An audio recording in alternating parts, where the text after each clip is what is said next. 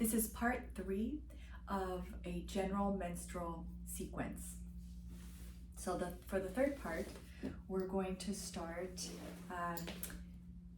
with this pose, Upavishta Konasana, but we're going to start it laying down with the legs off the wall.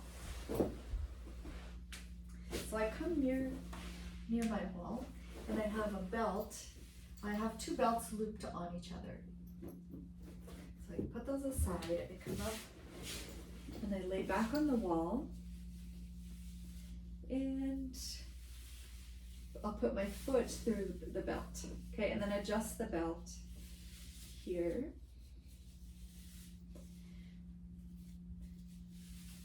Okay, there we are. And so here I adjust the belt, and I have my sit bones against the wall, legs against the wall, knees straight. And I sit here for a few minutes, and because I have the support of the wall, I can stay here much longer. So try to stay here for at least 3 minutes, maybe 5. If really being careful with this inner thigh area, but you can release the belt as you are able to, and then gently start lengthening the inside of the leg. Okay, so once your time is up, use the belt to pull the legs up together so that you're not using the leg muscles to come together. You can actually use the belt. Bend the knees to your chest and come out. The second pose in this last part, will be to bring the legs to Upavishta Konasana. Okay, so I have the legs out, and maybe I have the legs out here. So whatever length of your inner thigh allows you to do, you do the pose with that. And it's always a good idea to add a little bit of height underneath your sit bones. It just makes sitting in this pose a bit easier. So this is how you would do it. You put it underneath sort of the sit bones and sit in Upavishta. So we will sit here for a few minutes. So set your timer and sit on Upavishta, and you pretend that there's 2 walls where your feet are, pushing against 2 walls, and you just push against those walls as to make the room bigger. So push with the feet and then release and breathe here. And what we want to do now is to start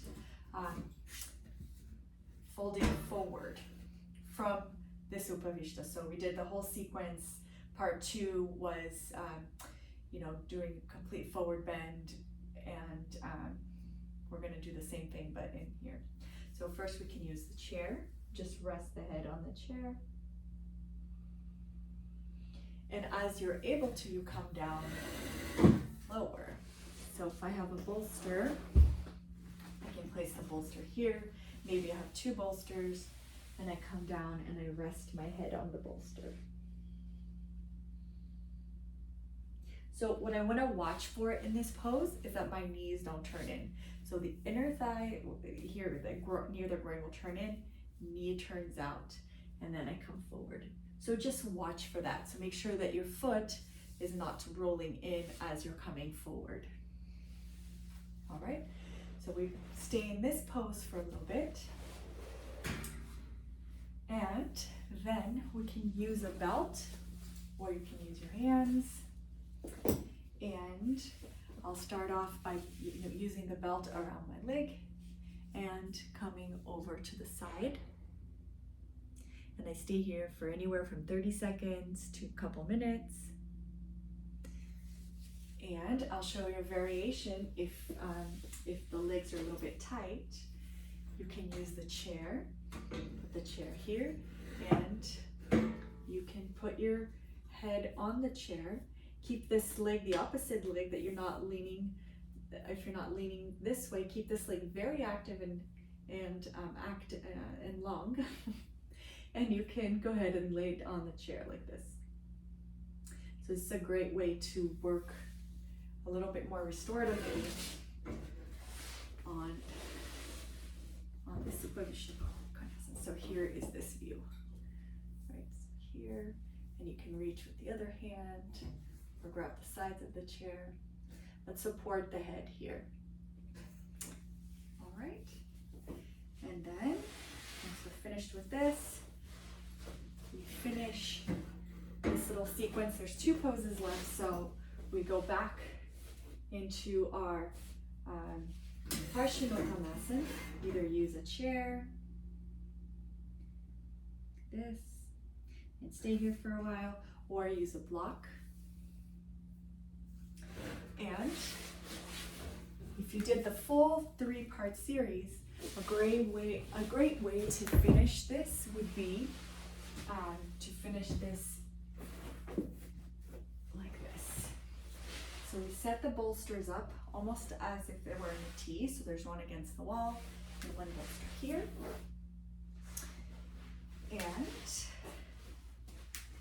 I'll come here, put my feet against the wall, and lay back down so that my shoulders are touching the ground, and I feel this kind of hollow and release of tension in my belly, and I just have a slight back bend after all of those forward bends. So I relax here and take this last pose before Shavasana.